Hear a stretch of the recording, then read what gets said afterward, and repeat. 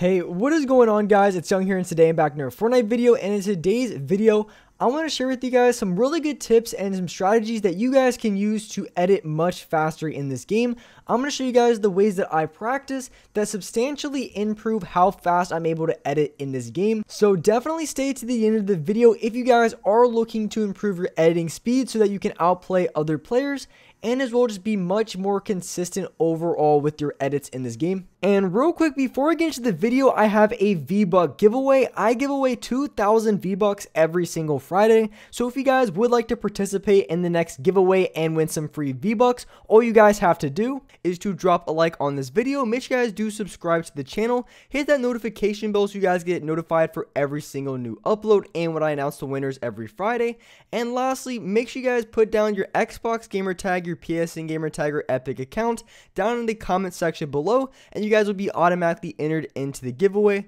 And lastly, if you guys like to support me in the item shop, all you guys have to do, go down to the bottom right, hit on support a creator, type in my creator code, which is Young Humor, and you guys will have me added and supported as a creator in the item shop. And alright guys, let's go right to the video. Alright, so in this video, I want to teach you guys how to edit much faster in this game and things that I do to help me edit quicker and how I practice. So the number one way that I practice my edits that really help me build consistency and speed is you want to practice your edits when you're doing high ground retakes. Now, the reason why you want to do it in this manner versus like say just like an editing course or maybe just practicing a single edit, which I think can be useful to an extent. I think that is a really good way to practice, but I think the very best way is to work on your high ground retakes and do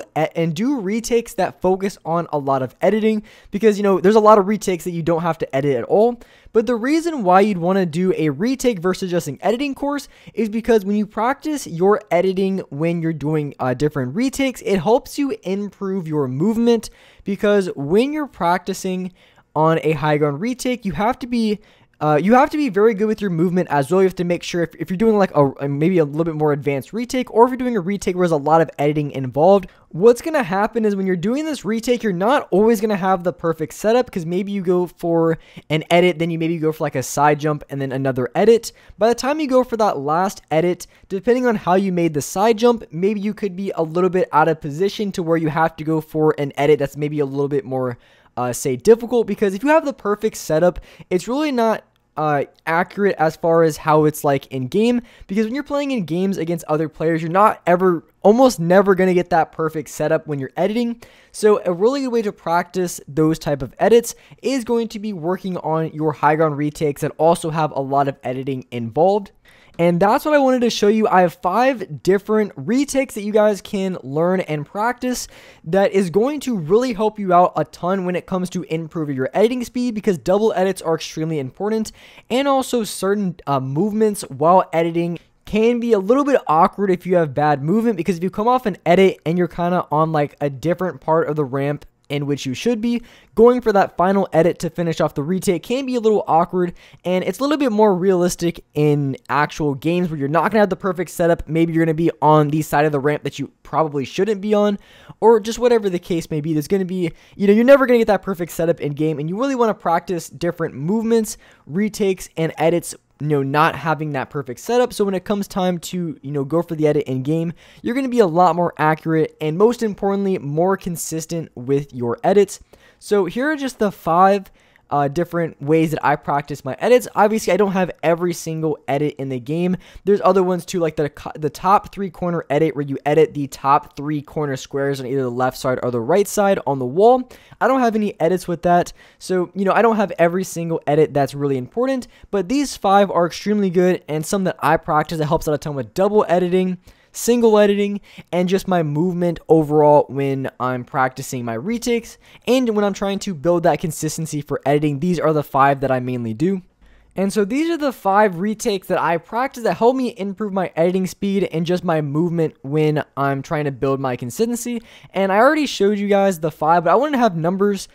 next to each one so you guys can very clearly see the ones that I do and the ones that I practice. I like this one a lot because it helps me improve my double edit speed when I'm going for a double edit on a cone and ramp. and when I'm trying to build off to the side, because this movement initially, when you go for the double edit, when you edit both of the squares, is a really important movement, because this, I guess this movement when you're editing both the floor and the cone, this retake goes into so many other retakes, and you go for double edits so often in game. It's just one of the things that you just have to have. So that's why I wanted to have this one for the first one, because this one's super important. And, working on your double editing speed and also just being able to do 90s out of it is going to be very beneficial and help build that consistency in game. And the second one here also works on double edits with the cone and the floor. You can practice your double edits where you're editing the both the squares, or you can just do the single edit where it's still a double edit, but you're editing just the single square.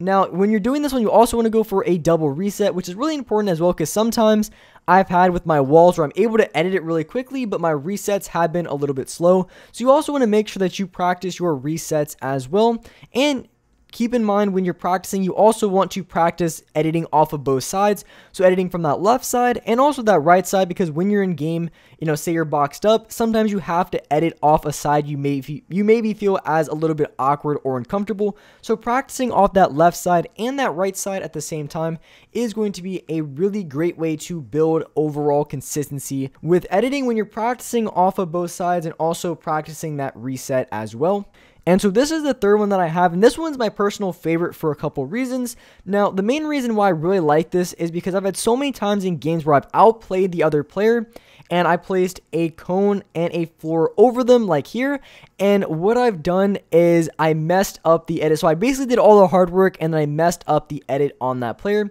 So being able to place your cone and floor and also double edit really quickly, so just practicing this is going to be really beneficial in a lot of ways, because after you go for the double edit here in this build, you're also placing two walls, which is really good in the sense that a lot of the times when you're going against other players who might be just below, maybe you get one shot on them and then you place walls around them kind of in like just to have better piece control. So you're able to kind of box them in. So, after you finish off the double edit, they're not able to run away, because a lot of times if you place the floor and cone right over them and they notice that, they'll end up backing off or maybe going for a side jump. But if you're able to go for that double edit and then place walls around them, you're going to trap them in a box and you're going to have them exactly where you want to. And that is a really great way to outplay other players. So practicing this movement with the two walls and floor is going to be a great way to build consistency with your editing off of that play, and kind of working on your piece control as well, because a lot of the times when you place that floor and cone over them, they end up backing off or they're going for a side jump. But if you're able to place those walls, they're not going to be able to go for those plays. And so the fourth one that I have here is, again, another double edit. And as soon as you finish that, you place a floor, you place two walls around you and a floor on top, and then you finish it off with an edit right in front of you. Now, this is good because I've had a lot of times in games where I've been in a box, I go for a double edit on the top and I go out of it, and then I box up immediately after, maybe to kind of reassess where the other player is that I'm fighting, or if I need to box up and get off a heal, so maybe I'm, low on health and I'm trying to, go in and out of boxes really quickly. So working on something like this is going to help with that movement. And going into the fifth and final one that I have, now this one has to do with editing on your stair and your wall, which is something that pretty much all my other ones I just now realized they all include double edits, which kind of makes sense though. If you want to practice your editing, that's going to be one of the best ways to practice it, because I even to this day, I still get messed up by double edits from time to time, where I'll have a floor and cone over the other player, I'll mess it up, or if I'm in a box, I have a floor and cone above me, and I need to get out of that box really quickly because I'm getting shot from like 3 different directions, and I end up messing up that edit, or just maybe editing it really slow. So you can never really practice double or even triple edits enough. You're always going to need them, and if you're as consistent as you can get with them, you're going to be able to win games very easily and without too much difficulty, because the main times that I end up losing gunfights is I make a mistake. So maybe I'm building, I place a build over me, or I'm editing and I mess up an edit. So if you're able to build that consistency, and especially with double editing, which you do quite a bit when you're coming in and out of boxes, you're going to be able to win a lot more gunfights and be much more consistent, because you're not going to be able, or you're just not going to, mess up as much. And, making those mistakes are really some of the biggest game costers that you can have. But this last one here is different. It's kind of like just a Mongrel Classic where you're editing the ramp and you're also editing the wall in front of you. And I like this one a lot because I wanted to have one that was a double edit, but also included building your ramps as well, because I didn't have any that did. So these are the 5 that I practice to help build my consistency and my movement when it comes to my retakes. Now, the reason I had these instead of like different retakes is because these are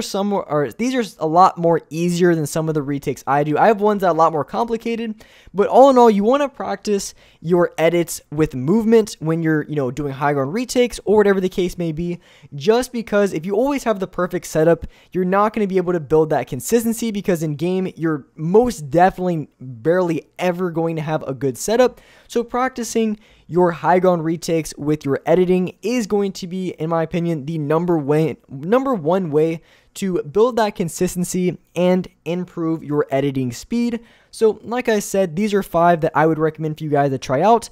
just because these movements here, I'm pretty sure almost all of you guys should be able to do at some, obviously,